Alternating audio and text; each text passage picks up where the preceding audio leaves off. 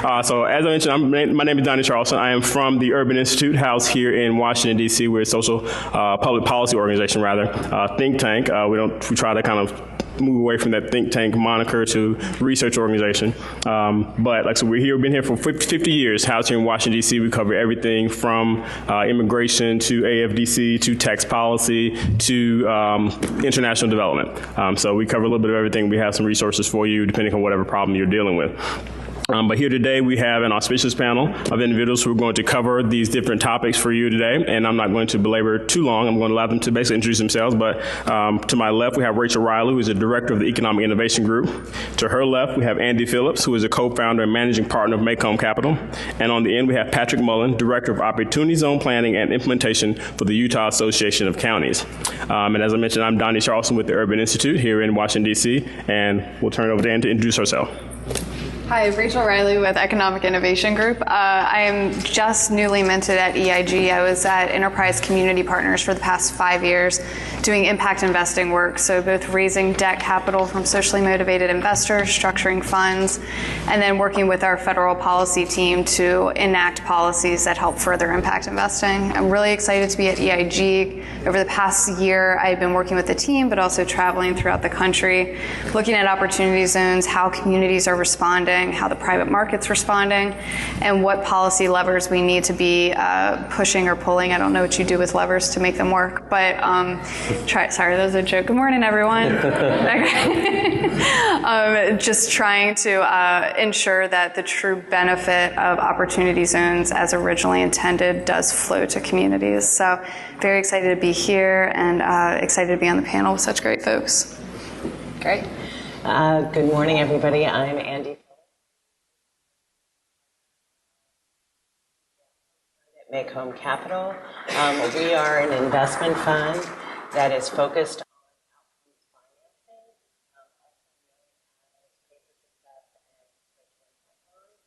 outcomes financing, prior to launching the Community Outcomes Fund at NACo Capital, I spent a period of time at Goldman Sachs where I led the firm's investments in Pay for Success and impact investing, and before that spent about 20 years doing anti-poverty work in New York City and nationally. So really excited to talk to you today. A little bit about CIPRA, a lot more about outcomes financing and what it can mean in your community. Perfect. Well, I'm Patrick Mullen. I'm the Director of Opportunity Zone Planning and Implementation for the state of Utah. I sit at the Utah Association of Counties. My background, I actually don't come from the public side. I previously was the director of a firm called Sorensen Impact, which is a think and do tank based at the University of Utah that works with various foundations, family offices, and entrepreneurs to facilitate a wide array of impact investments, including to my right with NACo Capital and with all the great work Andy's doing. And the Sorensen and Sorensen Impact is a man named Jim Sorensen, who's a very prominent entrepreneur and investor in Utah, and he's been very at the forefront of a lot of impact investing initiatives and was very active with our friends at EIG in the early days around opportunity zones. And so Utah had this unique kind of front row seat into what was happening, but like all the other states in the country, a lot of the communities, especially in our rural pockets of the state, were saying, we don't really understand this, we don't know how to tap into this, we may have this great resource up in the big capital city of Salt Lake, but there's a real divide between the communities and understanding how this works. And so we orchestrated a partnership with Sorensen Impact and the Utah Association of Counties to basically go out and be a resource for one of our communities and counties that have an opportunity zone, help with the education and planning, and then ultimately help build a marketplace that we hope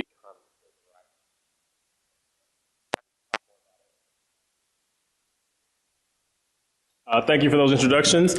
So some of you who may know a little bit about how together. I mean, it's relatively basic. The reality is that whether you're talking about impact bonds or whether you're talking about opportunity zone investments, you're essentially talking about a new way of trying to solve society challenges that you are facing every day.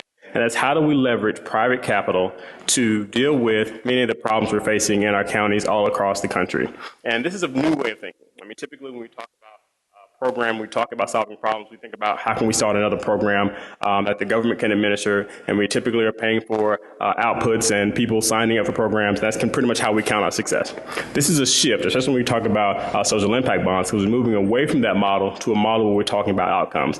And Andy's going to talk to you quite a bit about that, this new shift in how you need to be reframing your thinking. And with respect to opportunity zones, as a nation, we have quite a bit of experience with that. When you go back to empowerment zones, new market tax credits, and so forth.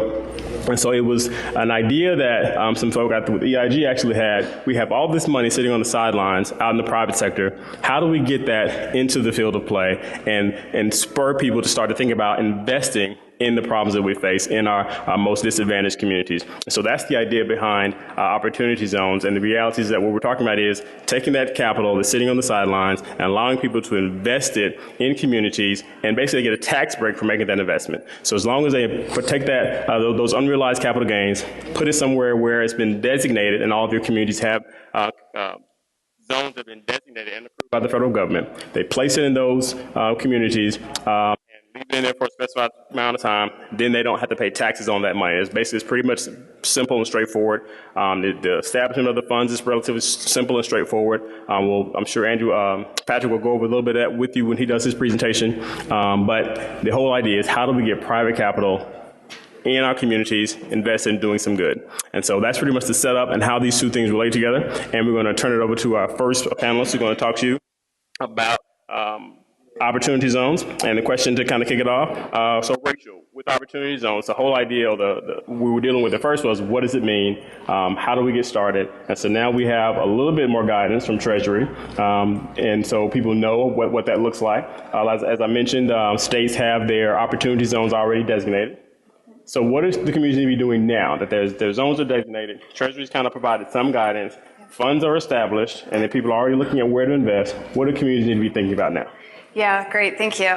So there's the policy level of this that I want to bring up, but then there's also the private market and what states and localities are doing right now. So on the policy level, I just wanted to give a quick update because I know folks have been looking at the regulations and rulemaking process that the IRS has been going through. So as you mentioned, Donnie, in October, the IRS provided a first round of proposed regulations, and a lot of these addressed what we would call gating issues. So understanding how investors are going to work together, providing some really baseline clarification about what kind of money could be invested, as well as some additional rules that help get investors and fund managers a little bit more comfortable with aggregating and deploying capital. Where we're at now is that we hope that these rules are going to be finalized relatively soon. There were 145 comment letters submitted to the IRS following that process.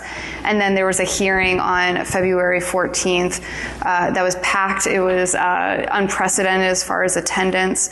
90-minute wait to get inside the building into Treasury just to show and demonstrate the amount of interest that there is out there for this opportunity zone first round of proposed regulations. So the hearing went all day with testimony, and what I'm trying to get at is that there's a lot of input that has been provided to IRS regarding this first round of rules. One of the main takeaways is that there is not enough clarity around how you invest in an operating business. And so what we've seen is a lot of real estate funds launch, a lot of real estate investments being made, because that's the easiest thing to do right now, given the level of clarity around the statute and proposed regulations that we have right now. Opportunity zones financing was always meant to support businesses and real estate with a real focus on operating businesses and spurring economic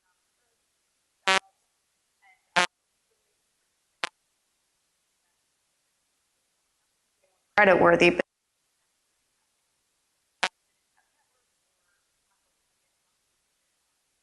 For whatever reason, there were deals that made a lot of sense,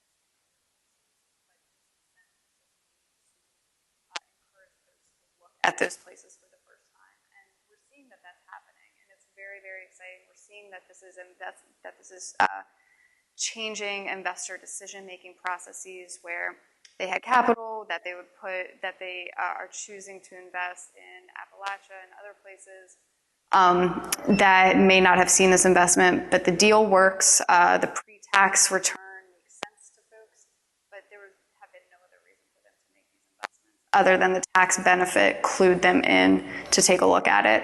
So first round of proposed regulations, second round of proposed regulations, we're hoping will be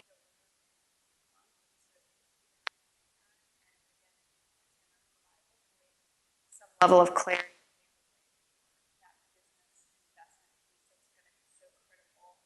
Not only elevating communities, but achieving that real wealth creation portion that's really important. Wealth creation is important and key to the intent of opportunity zones for folks living and working in opportunity zones and the business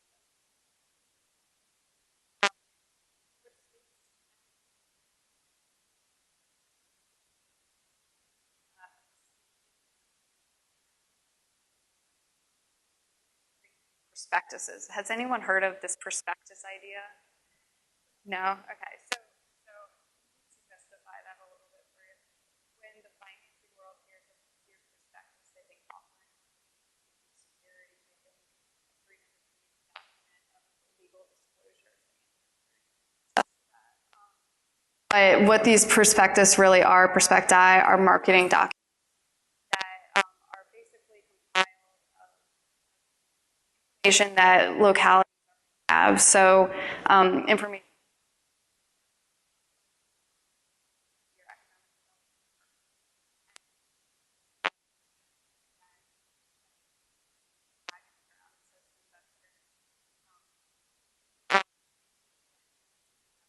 We have organized at the city level to be encouraging investment in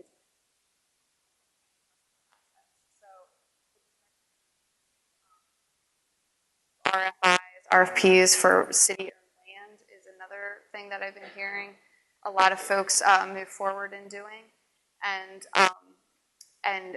I think the big one is around how states are conforming or not conforming to the IRS or IRC, so the tax code. So whether or not your state is providing a tax benefit that's analogous to the federal level benefit. That's going to be really important when investors are looking at their rate of return and their tax benefits. Are they getting the tax benefit at both the federal level and the state level? And so ensuring that tax incentives are aligned with the federal incentive, as well as any other incentives or regulatory relief that could encourage folks to make investments in your community. Thank you for that. So, Andy, when we talk about CIPRA, social impact partnerships to pay for results tag, I try to always spell it out, the whole thing out, especially for this group who may not have a whole lot of insight into what CIPRA is. And so we know that the Notice of Funding Availability has been launched by the federal government. So the money is there. Since the money is out there, tell us, what the communities, what the counties need to be thinking about in terms of going after this funding. Great. So I'm going to stand up because I think my voice will carry better, and I think we all need to get a little energized. And I've been up since 4 o'clock this morning coming down here from New York because of a blizzard that never arrived. But I made it. So thank you for that question. And I think it's a really smart idea to put CIPRA and the opportunity zones together. And I think you framed it incredibly well. This is about how do we think about private capital as a tool in communities, really fundamentally. And I think what we know, if you look back over the history of investments in affordable housing by the private sector, private capital can be, and New Markets Tax Credit can be a wonderful tool. The onus, though, now is on all of us, where the federal government has now written these rules that may or may not be perfect. And now what we need to do in communities is figure out a way within those guidelines to make them have an impact on our priorities and your priorities. So I hope when you leave this morning, you'll have a better sense and a couple nuggets of ideas.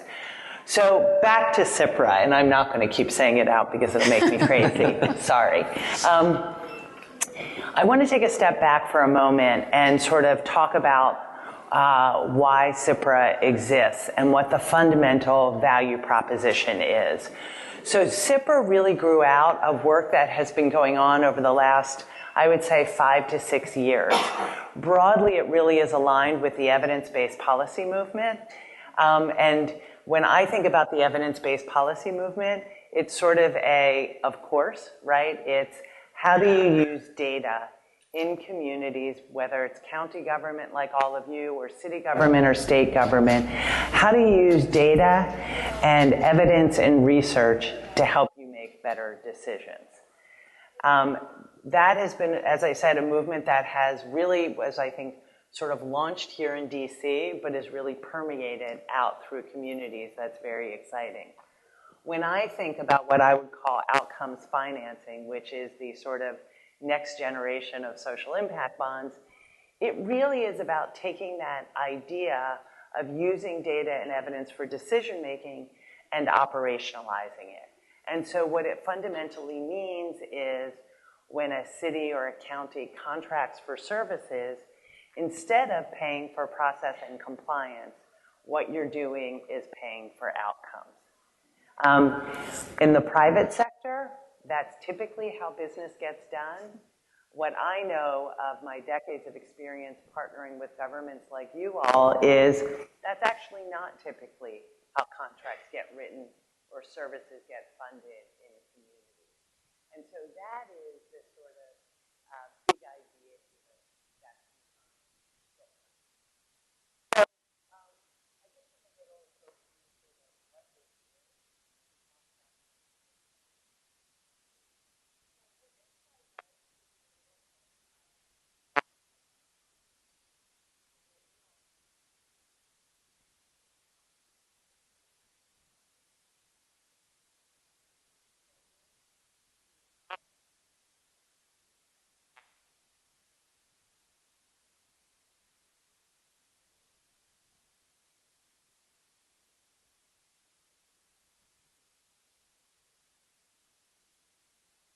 Impact of pre-K.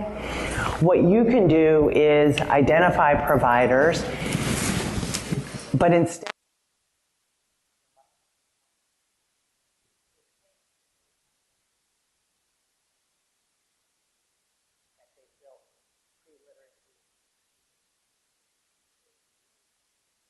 from paying for input to paying.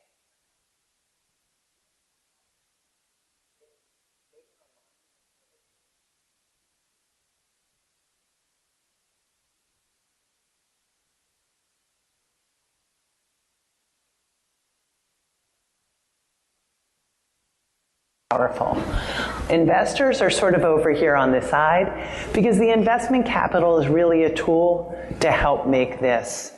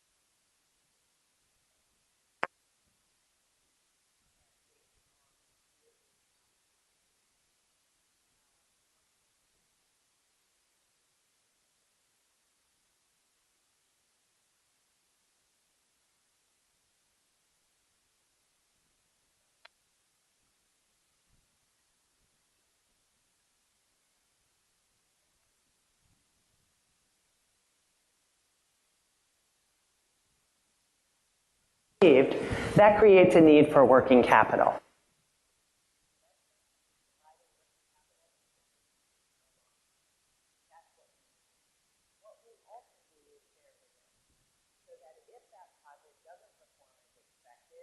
And there isn't enough money to repay the investment, those investors may lose money.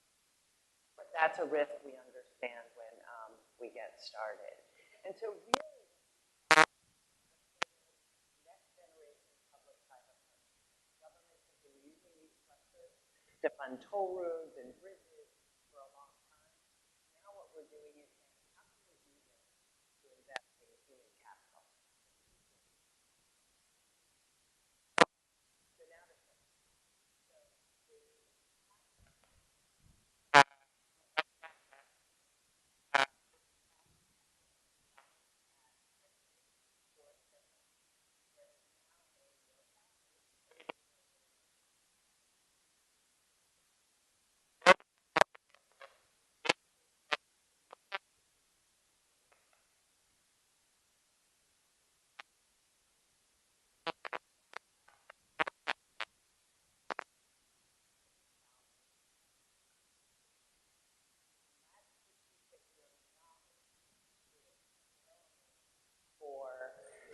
state and local government to apply for it to fund a program using this structure.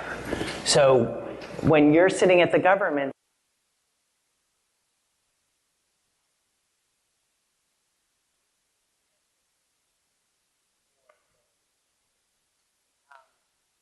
so it's incredibly exciting that there is this money available. There is a 75-page NOFA that I encourage you all to read and see if there's alignment of what you're trying to do in your communities. A couple key points of it. One is that it is due May 22nd. I'm looking at my team here to confirm that. So there's not a ton of time. The other key part is that it really is about expanding evidence-based programming. So there's a program in your community that's having a strong impact on a target population, and there's still unmet need. This is an opportunity to. The third interesting point is that when Congress passed the legislation, they earmarked $50 to go towards programs that are serving children. So, and they define children as 18 and under, which seems reasonable. So if you have programs in particular that are serving children, those will likely be more competitive. So I will leave it at that. Hopefully folks have a sense of what this opportunity is. Thank you for that. Patrick, you're on the end there. You are on the front lines, working there in Utah, working on these initiatives. So can you tell us about, what's going on in Utah? What are some strategies that you guys are undertaking that are helping to, pave the way for this funding to kind of flow to your communities there? Yeah, no, it's a great question, because I think like everyone in this room, you probably showed up saying both SIPRA and Opportunity Zones are highly intriguing, but they're also highly fascinating. You don't really know how to wrap your head around how to get that funding. I actually was in one of our rural communities and got asked the question.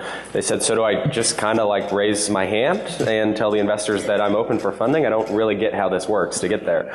And so what we've put together in the state of Utah is we really identified two organizations that we thought brought best practices and kind of brought the two things that are necessary into working with these communities. One is a trusted history of being in these communities, having worked there, having built the relationships with community leaders. The other being kind of the financing expertise and knowing what's going on in the kind of nationwide trends and what's happening with these ongoing regulations. And so on one hand, we have Sorensen Impact, who I think really brings that pedigree of understanding what's happening at the nationwide level. But even the team at Sorensen would be the first to tell you if they showed up in rural Utah tomorrow, most of our rural community leaders would say, well, who the heck are you? And why are you here telling me what I should be doing? Which is absolutely not the dynamic that we want to create.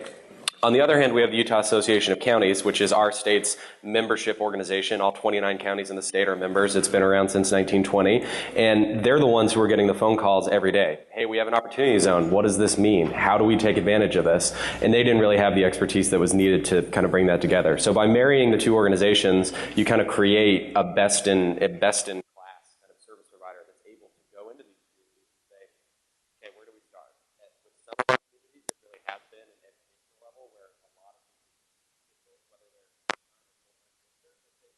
I've got it, I've read it, but I still don't really get it. If you do a community meeting where you bring all of the stakeholders to the table, developers, investors, the local elected officials, the community leaders, and talk about what this is and how it could be used. In some of our other communities, they say, look, we totally understand it. And candidly, now we're trying to figure out, is this something we should even be using? Because here's what we're working on to do for economic development, and we're not sure if it even fits because we don't understand the regulations. And on the third one, we've got a lot of ready-to-go projects across rural Utah where people have come and said, look, I think I understand the regulations. I've lined up some of the capital on the sidelines. I've got something going, whether it's affordable housing, whether it's an entrepreneur starting up a business, whether it's some sort of new employment creator like a manufacturing or a warehousing operation. And they're saying, we just want to get on we want to stand out to the nationwide stage. Can you help us write a prospectus? Because we've never done that as a community, and we need somebody who can come in and provide us these things. So our kind of organization with the two of Sorensen and the Utah Association of Counties being put together together is literally spending all of 2019 in every single one of these counties in Utah that have an opportunity zone, that have interest in things like CIPRA. We're helping reshape kind of the idea of how economic development is planned for. We've had a lot of communities come to us and say, this idea of using opportunity zones to bring a new job creator to our community kind of freaks us out. I'll use one of our communities as an example. It's used to have a very, very strong coal economy. The coal economy has since largely dissipated, and there's a large amount of blue-collar workers that are completely out of work. And we've said, well, what if you thought about using this tool? There's a bunch of different manufacturing businesses and other blue-collar job providers that are interested in using the opportunity zone incentive to finance new construction. But those community leaders came back to us and said, yeah, the problem is jobs, but the problem is also we have nowhere for those people to live. So can opportunity zones help us with affordable housing? Can CIPRA help us tackle this type of displaced workforce problem? And the answer is yes, but it's not a black and white.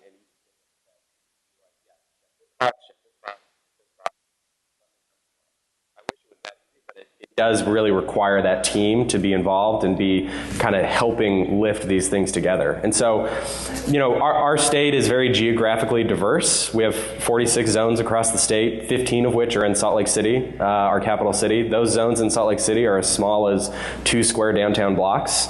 We have zones in other parts of our rural counties that are larger than some states in the United States.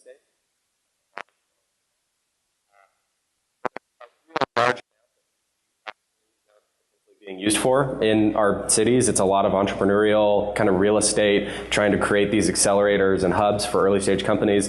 In rural communities, some of our communities are getting together saying, could we use this to do broadband internet? Could we use this to do solar power? Could we use this to bring another large scale kind of job creator? So we're really getting asked all sorts of different questions, and I think we're excited to be doing this in real time so that we can both share what we're learning in Utah, but then also figure out what other states are doing and figure out what other states can be doing to really make the most of this. And I think we talked a little bit about how the states can really lead out and differentiate themselves by mirroring the federal policy. I would imagine that everyone's dealings with your local state government, sometimes working with them can take a lot longer than you anticipated, and you're probably all feeling the rush of opportunity zones because of the time horizons that are coming up. And what we're seeing is that counties really are the ones who can drive economic development and drive those incentives rather than wait around. And we're having some of our counties put together, you know, tax incremental zoning regulations, putting forth kind of RFIs or requests for investment that says, this is the type of development we want to see in our community. Here's what we need. Here's what we're willing to give you. And here's really why we stand out as a county or as a city or as whatever body it is. Having that in your toolkit really does make take advantage. Grease those wheels to longer on everything we've got in here, but I'm curious to hear from the group and from the panel on some other questions. So there's a lot of information we threw at you guys. I want to kind of connect some dots across all of this and 4 quick takeaways before we get into the questions. I'm sure you guys have some questions. One quick takeaway I do want to kind of put out there is that there's immense potential here we're talking about. We're talking about trillions of dollars in investment that's sitting on the sidelines that could be coming to communities across the country. And so just think about the scope of that funding. So it's not a program that's limited by the federal budget and whatever is appropriated. This is just trillions of dollars that are sitting on the sidelines that can be flowing to your communities. So when you start to think about that, the capacity of it, and other communities that are getting into the fray ahead of you, don't worry about that, because there is money out there, and it's all about you putting together your packet and your proposal to these investors to get the funds that you need for your community. Second takeaway I want to kind of make sure we hit on is the importance of data and research. That's one thing that each one of these guys hit on in their presentations, is that data has taken on a whole new meaning when we start talking about CIPRA in particular and pay for success and social impact bonds, is that you have to have an evaluation component. You have to know what outcomes you're going to be paying for, and that's critical when these investors come in. They want to know, what am I paying for? How are we going to be measuring that? How are you going to measure? Who's measuring it? What's the time horizon, and so forth? And so it's going to be critically important that you really, really invest your time, invest your communities, and take the time and energy to kind of figuring those things out, and have a partner in your local community, and even in the people who work for you, who really understand the rigors of data and research and how that plays out. Third takeaway, it's the wild, wild west. The reality is that this is so open. We're still trying to figure out all of the rules around each one of these programs. And so the NOFA just came out around CIPRA, opportunity zones. All of the rules came out in the fall, but people are still trying to figure it out. And it's incumbent upon leaders like yourselves to really corral people at the local level, to bend ears, twist arms, to get everyone at the table such that you have the right people at the table so you can do some of those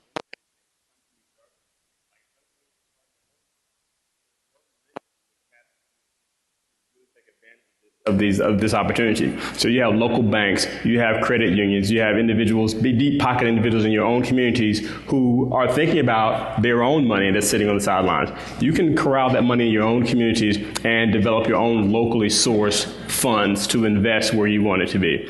So those are some few takeaways I wanted to highlight for you guys and to start thinking about as you kind of move forward as a community in terms of taking advantage of these funds. And I'm sure all of you have questions. I'm going to have one question I want to kind of kick off the question around. So from the investor perspective, what are they looking for in communities as they think about where they want to put their money? So either one of you want to answer that question, maybe? Sure. Yeah, go ahead. Yeah. Again, sort of big picture here, there is a growing interest on the part of investors to align their investment dollars with both CIPRA and the opportunity zones provide an amazing opportunity to do just that.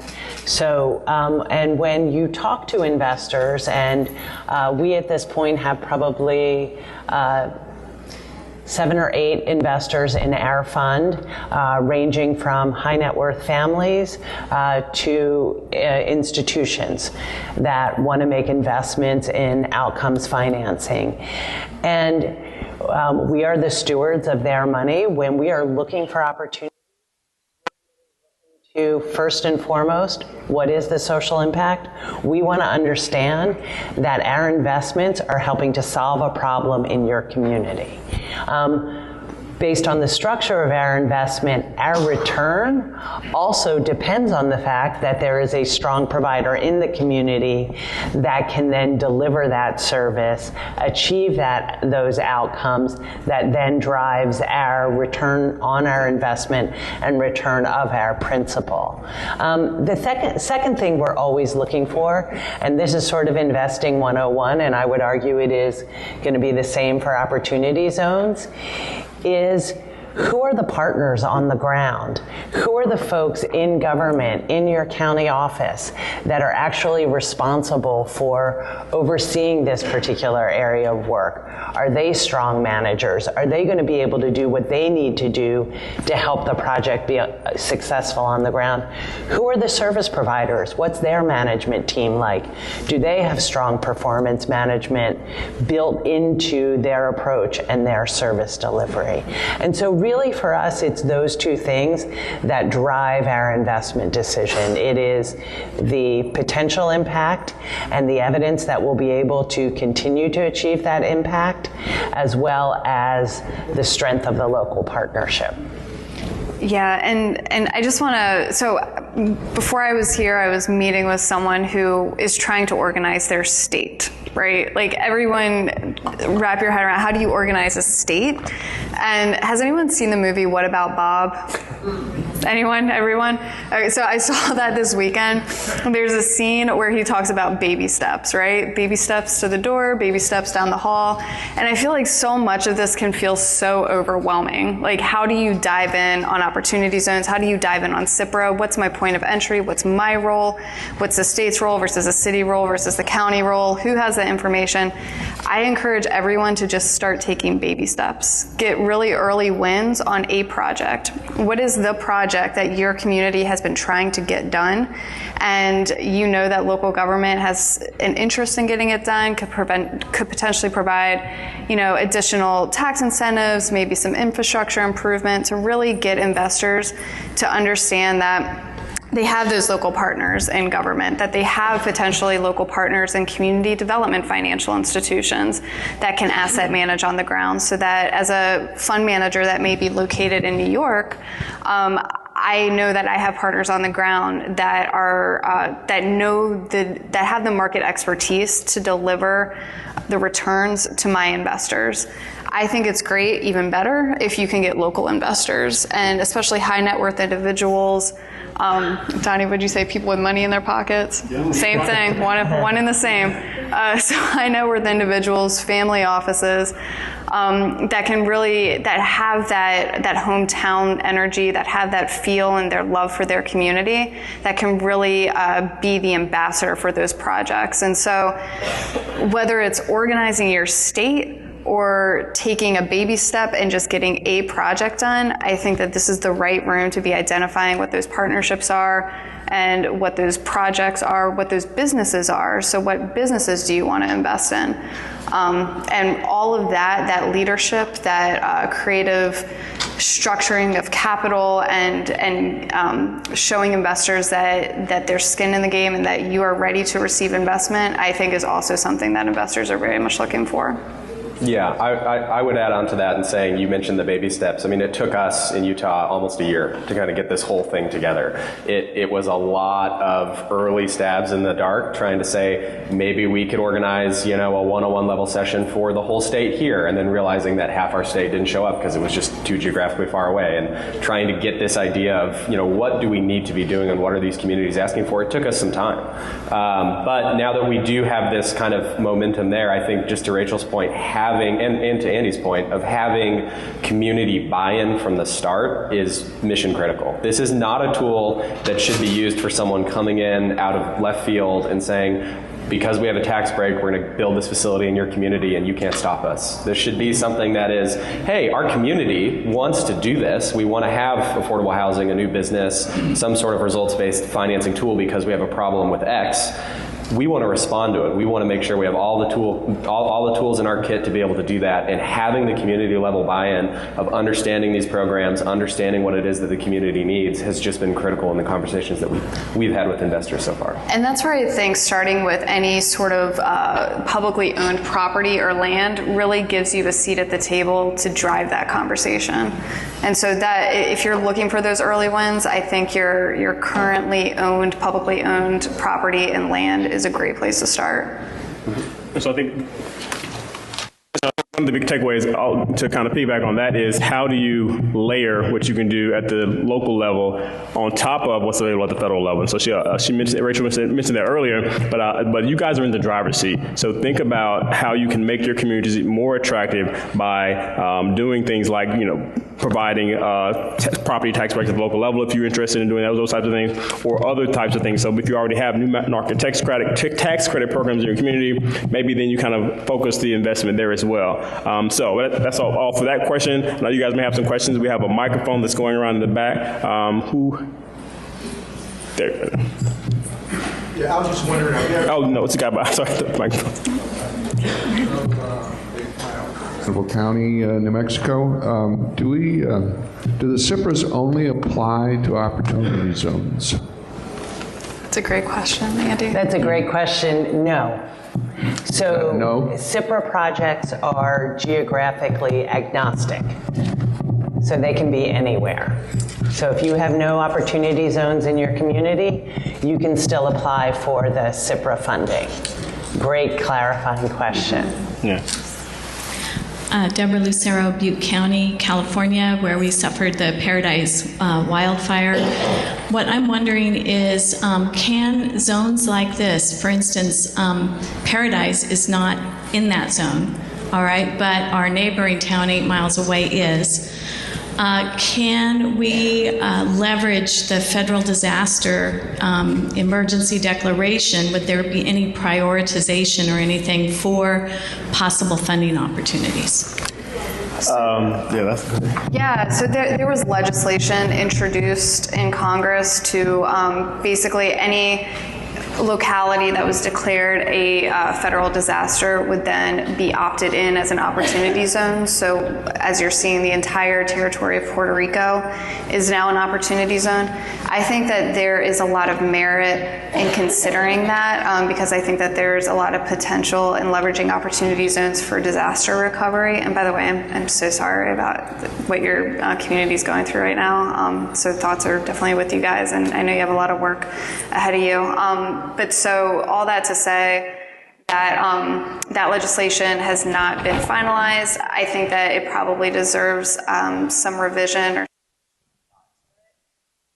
one of the things that I think is interesting is whether or not states want to create their own state-level opportunity zone program. So for opportunity zones that were not chosen as federal opportunity zones, whether or not that benefit could be mirrored at the state level in additional census tracts that weren't chosen as opportunity zones. And maybe that is a state program that could be considered in California and elsewhere. I know California is doing a lot of thinking around how they want to engage with opportunity zones.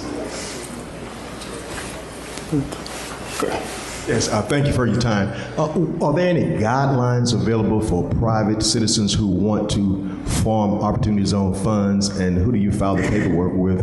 And next question is, how do you avoid the possible gentrification of the populations that these zones were intended to impact?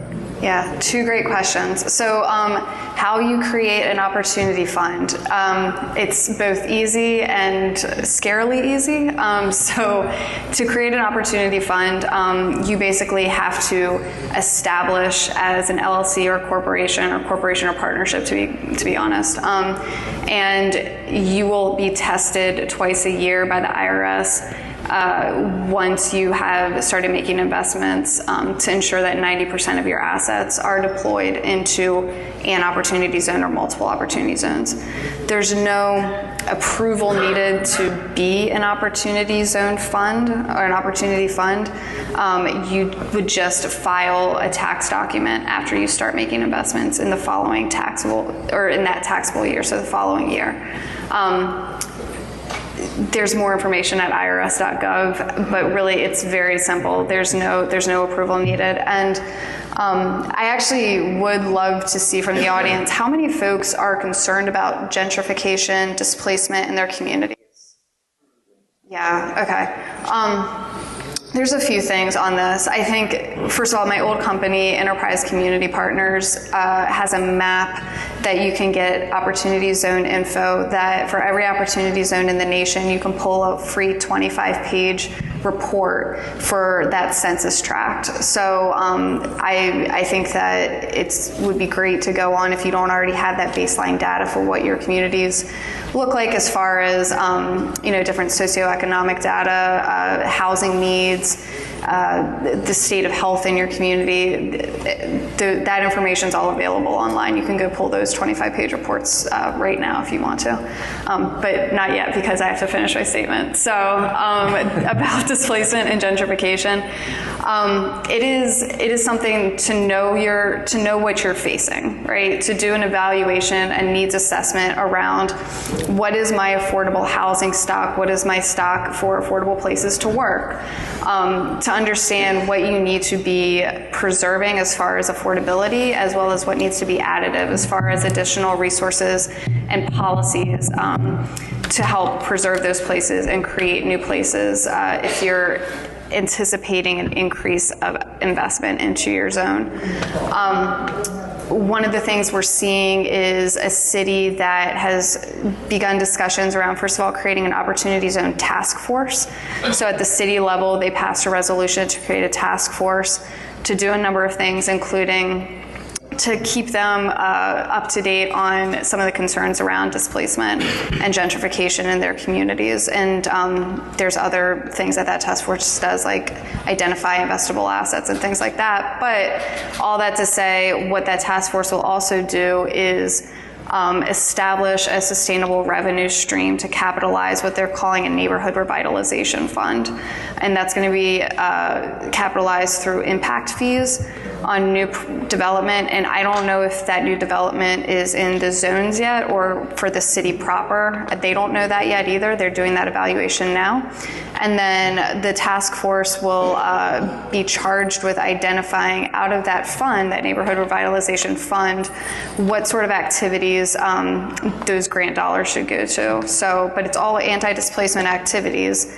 But is that affordable housing? Is it workspace? Is it even providing unfunded guarantees for fund managers who want to deploy investment into communities? So what is that neighborhood revitalization fund going to do? But it is creating a sustainable revenue stream to capitalize a fund to deal with anti-displacement issues. Yeah, go ahead. Yeah, I was just going to add to that. I've also spent a lot of time on opportunity zones. Yeah. I think the key message here is the regulations and the legislation don't provide guardrails. Right. Around displacement and gentrification.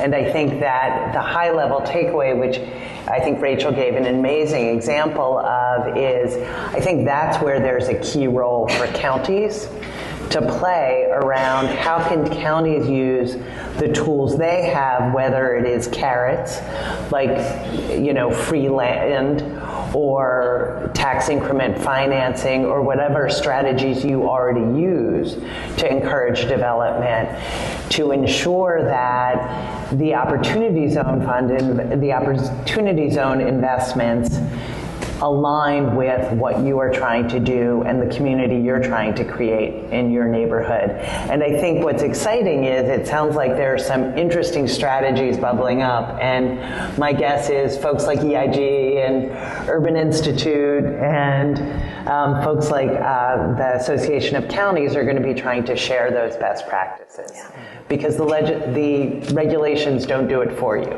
Yeah, and I think that the starting point is how you measure it. That's the thing. How do you measure gentrification? That's a problem. It's a challenge. And so that's something we were thinking about at Urban Institute from the outset when they first announced that they were going to create this program called Opportunity Zones. And so on our website, you can actually pull down a tool that allows you to measure in some way what gentrification is already occurring in your communities. And so it measures capital flows that are already going into each one of the opportunity zones. So it's broken down by opportunity zones by state. And so you can measure how much money is going into construction, housing, all these different, and small business investment. So it measures that, and it also has some indicators for how the racial demographics are changing, how the income demographics are changing for that community, to kind of give you a proxy for what areas are already undergoing some form of gentrification, so you can then say, okay, where do we want to then direct our attention, resources, and additional resources. So if we want to further spur investment, do we want to spur it in communities that are already receiving capital flows, or do we want to put it in other communities, other zones in our state? And so that's a tool which you can say can give you a start to kind of wrap your head around some of that. I was just going to add, as a quick real-time example, we have. I was surprised at the number of county officials, to be honest, that came to me and said, "Look, I don't want to know more about how to use these. I want to know more about how to prevent them, because we are so worried about gentrification." And there's a deal that we helped advise. It's a non-opportunity zone deal, but it's one that I think we're holding up as a good example, which is there's a large publicly traded technology company called Pluralsight in Utah that just is in the process of building a brand new headquarters. They're building it in a community that already is increasingly becoming hard to live in from a cost of living perspective. And the concern the community had was, well, specifically for our teachers, you're a technology company that preaches education, yet you're going to maybe displace all of our teachers who won't even be able to afford to live in the community where you're coming. They structured a TIF deal with the local municipality where they said, look, state law requires you to put some money into affordable housing, but we want you to go even further. If you're going to come here, you have to build affordable housing specifically for the teachers that live in our school district. And by having that, they really had to be married to the community. It wasn't just like lip service, like, yeah, sure, we'll write a check to affordable housing. They're actually doing it.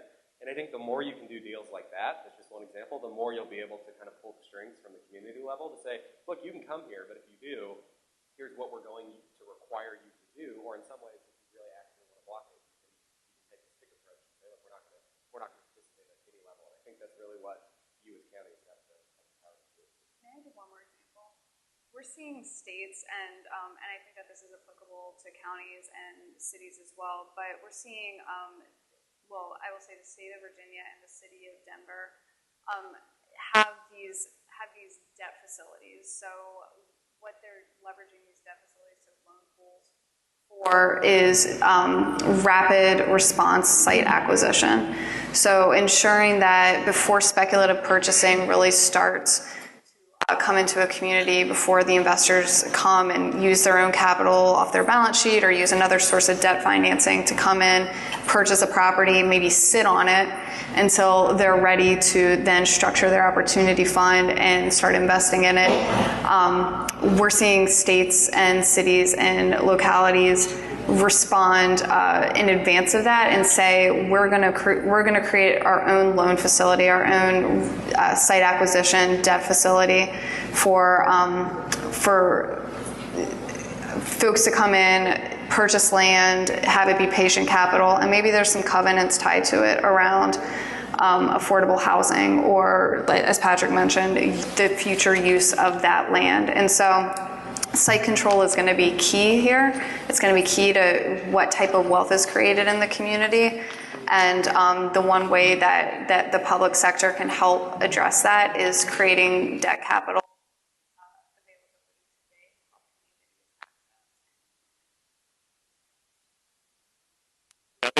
Last thing on that, I mean, is because a big issue for a lot of people is first identifying in your communities who is at risk of being displaced, and that's a whole different thing. And so are your organizations, social services, human services, your housing organizations poised to go in and identify those people so that you can wrap services around them so that they don't get displaced? Then you can do things like inclusionary zoning. I mean, there's a host of things you can do to help protect those individuals in your communities. Up to doing some things like what they're doing in Austin, which is they've been doing it for years, independent of this program, which is saying if you want our tax breaks, our local tax breaks, then you're going to have to invest in these people, meaning that you're going to have to participate in a jobs program. You're going to have to offer these types of programs for people who come from this particular neighborhood. And they're putting those stipulations on their local money, and companies are not balking at it. They're saying, sure, sign us up, we'll come along. So you guys are in the driver's seat. I think that's the biggest takeaway for that. Next question over here. Good morning. Fleming Oldman, Forsyth County, North Carolina. We've identified 12 opportunity zones in the city of Winston-Salem. But I heard someone refer to an opportunity zone fund controlled locally. Could you give me a specific example of that somewhere in perhaps Utah? And the second question, I'm familiar with enterprise zones that President Reagan started some years ago. What's the difference between opportunity zones and enterprise zones? Question. We don't actually have any community-owned funds in Utah yet. I'm not aware of any of our communities that are actually raising them, but there's several across the country. I know EIG, you have a list of. Yeah, we have about 120 funds that we know of, and we know of cities that are working through joint ventures with the private market, so private fund managers, to think about structuring what a public-private fund structure might look like. And so so some cities that I know have been forward thinking about this are Birmingham, Alabama. And I recently heard the state of Kentucky was thinking about a state level fund. I think the big thing that is stopping states from launching funds themselves is the clarity around the regulations and the rulemaking process, and wanting to ensure that they are fully in line with securities law, because this is a security, like this is an investment. And so as far as, I can't point to anyone right now, but I also think that this is a hallmark of what's happening throughout the nation. There's a lot of proprietary structuring that's happening. There's a lot of really creative thought leadership that's happening throughout the nation. We're just not seeing it yet because people are waiting to execute on these deals before sharing them. So that's what I would say on the city, the Opportunity Fund model. But the Opportunity Fund itself, there's no requirement around you have to be a private sector actor, you have to be a public sector actor. Anyone can create an opportunity fund. Yeah, we have private funds across the state, obviously, that are deploying Opportunity Zone dollars, and every single one of them has a relationship with the public entities where they're going to be investing. I think that's critical. Mm-hmm. So they've got the public entities buy-in before they just show up in the community ready to invest. Some of our counties have talked about it. They said, well, what's to stop us from just going out and raising a fund specifically for our county?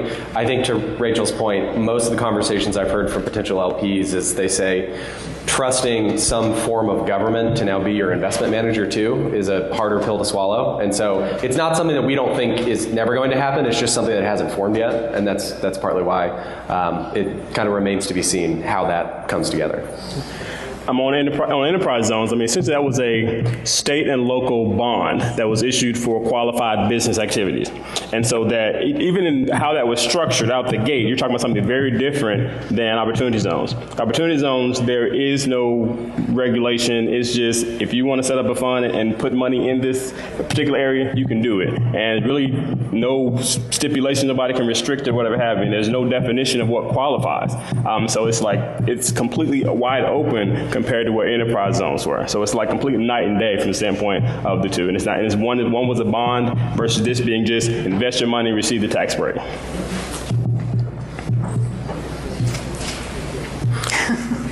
I see you twiddling your fingers. We can touch base offline, yeah. Thank you so much, James West, Wake County Commissioner. We are in probably one of the fastest growing counties anywhere in the United States, but we have well over 100,000 people in poverty, and they sometimes get hidden. We've tried a number of initiatives looking at the most vulnerable communities. I feel good about the process and what we've done, but a lot of time we build hope, and then that hope sometimes is just splashed away and folks just kind of give up. So my question is this. We work with new market tax credits, and we have launched Raleigh, we have workforce development, we have the Chamber, community college, and right on down the line. We've established a new position in the Chamber to look at upward mobility. But my question is this: when you design all these programs, the folks that really need it and the folks that don't have access to cash and bad credit, right on down the line, but they got great ideas. Now, how do the opportunity zones and what you're advocating here, how can we begin to lift those individuals up? Because if you're talking about private investors, they're talking about a return. Mm-hmm. So I think the main thing is we need to be realistic and practical. We don't need to start building a whole lot of hope if we cannot bring about a change. Actually, I had a meeting with the North Carolina Chamber of Commerce. We talked about it, but we haven't been able to put anything really together that I think would fit our situation. Maybe your idea about taking one manager a project, test that, and so forth. But I really want to re-emphasize is that so many people have had a lot of great ideas and thinking about, that they're going to become successful and bring wealth in their community, and these communities are still struggling from the vantage point of income and economic inequality. So I just want to make sure this is not another idea that we talk around, but we try to keep it really wrong, that we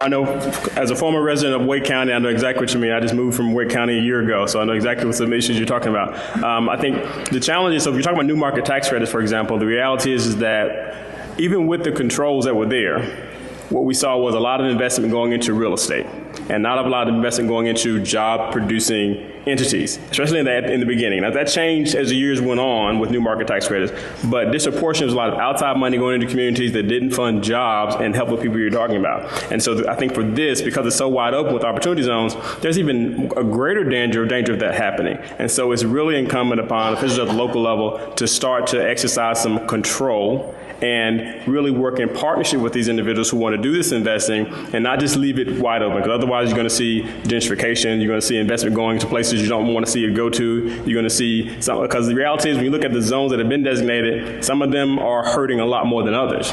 And the reality is that money is going to go where it can see its greatest return, as you mentioned. And so how do we guard against that in some regard and put all of our emphasis or support on those communities and zones that really need the help? And so I think that's where state and local governments are partnering together to really start to focus in on those and those efforts that can really start to guide the funding to where we need it to go. Otherwise, we'll really be 10, 20 years from now, and nothing will have happened in any material way for those very citizens you're talking about. Yeah, and I am so acutely aware of these issues. I was in New Orleans after Katrina, living in the lower Ninth Ward, doing housing recovery for about 2 or 3 years. I then came back to DC and represented a community which was half public housing.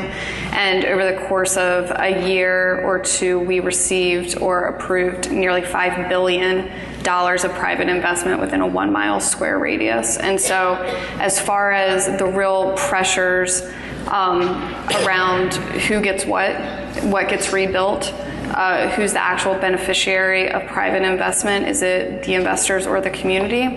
I think that this is a tax benefit to investors, and we have to be very clear about that. They're going to be looking for a return, but for additional subsidies or incentives from local government, these investors are going to make, unless they're socially motivated investors, market-driven decisions. And so understanding all that, having the right policies and programs in place today ahead of the incoming investment, to the extent we can get ahead of the market, is critically important. And the one thing that I am now just running around talking about is local leadership, not just at the public sector level, but also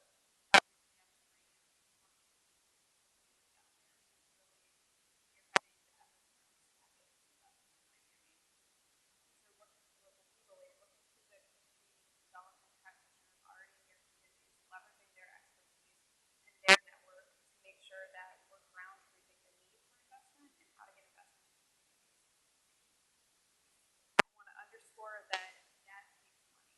That takes philanthropic dollars to support those efforts. Everyone is burnt out at the community level on this right now. I totally hear them when they're saying this, and we're at a real inflection point where if we don't get investment from local philanthropy, national philanthropy foundations to support community organizing efforts and capacity building in these communities, there's going to be a lot of burnout and people walking away from the table, and we cannot have that at the moment.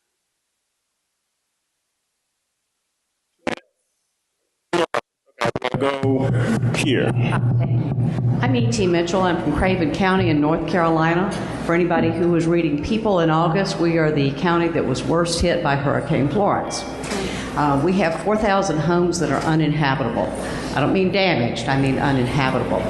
And I'm concerned that there is a disconnect in this program that is not immediately obvious.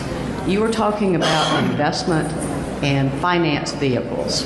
And if you were in Fairfax County here or Loudoun County, where I came from, it would be a second language and you would hear it discussed at the dinner table 4 or 5 times a week.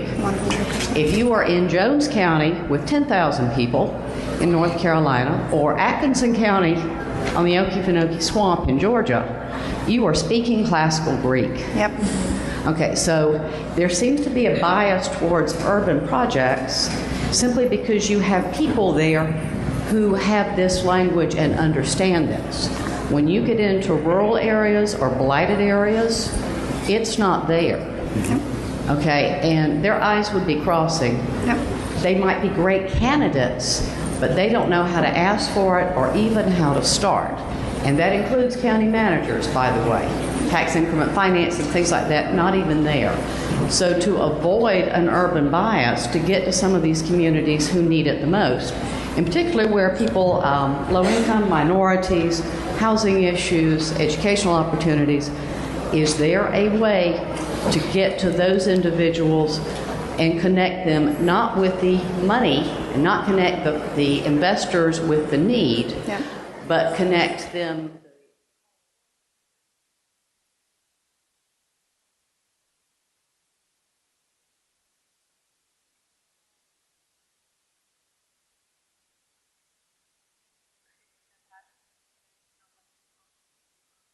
Also, before I say that, I want to say I spent as much time as possible outside of the Beltway in communities doing just that, because I recognize that need. I am one person. We need more of it.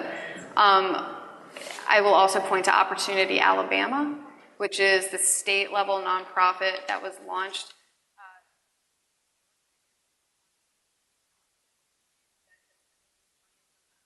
I don't think there's any funders in this room, but I just am going to continue to say this because that is the key, is getting foundations to fund capacity efforts for folks that are looking for prior gaps in the grid,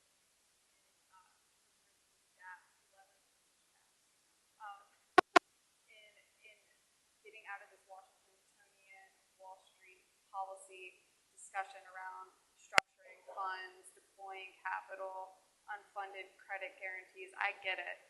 Like, how do we just talk about moving money into communities? And we do have some local organizations throughout the country that are trying to be that information broker, small b. That's actually explicitly kind of what made the governor's office of Utah fund my was they're like, we don't need this.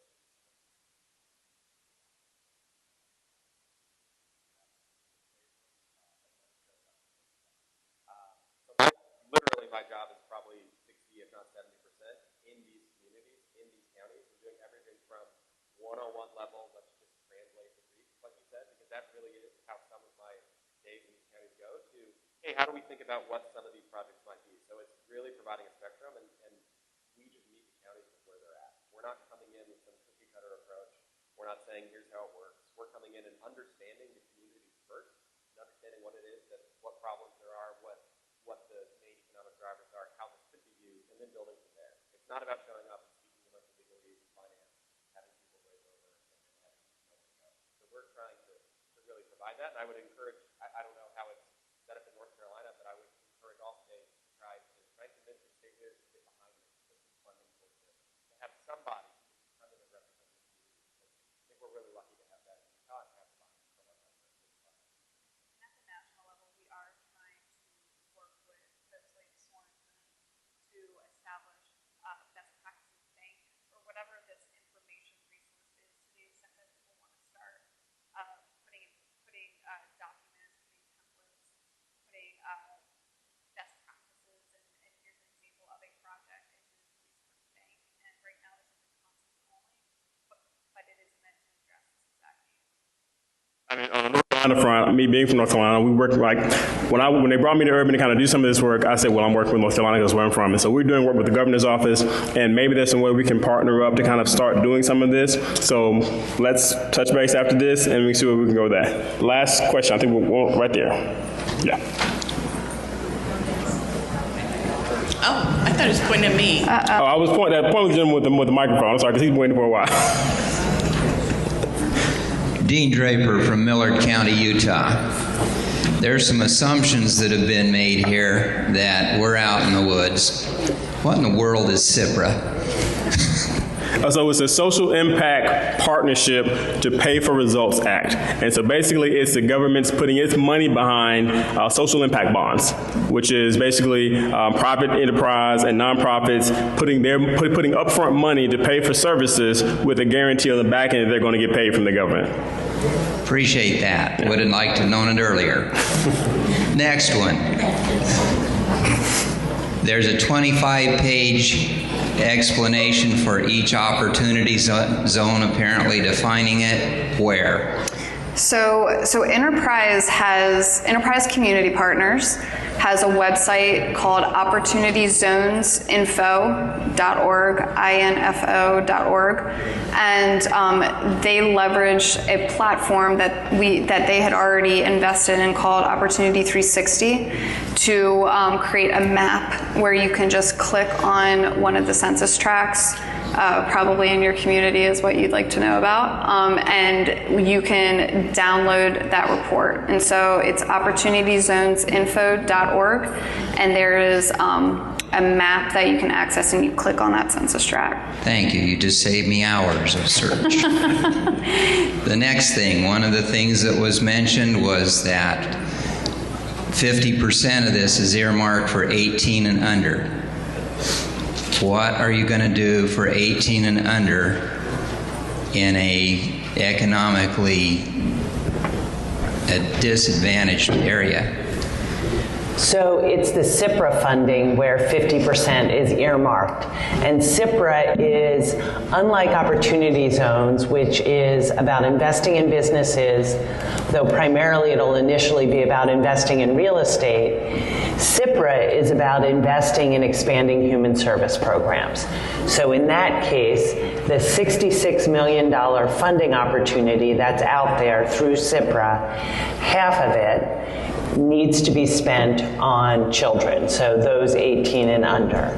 And so projects those could be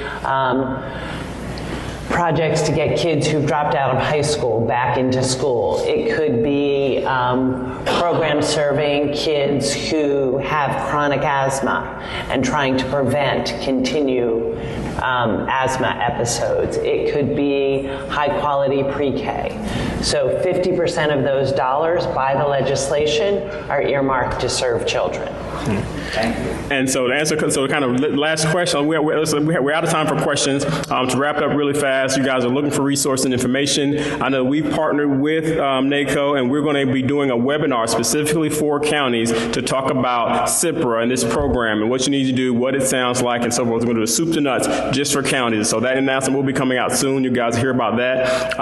We have a website, pfs.urban.org, that kind of gives you the entire rundown about CIPRA, opportunity zones, the whole nine. So it's urban.org. Go to our website. You can download information on any of these programs we've been talking about here today. And thank you all for your time. It has been great to talk with you. Thank you, guys.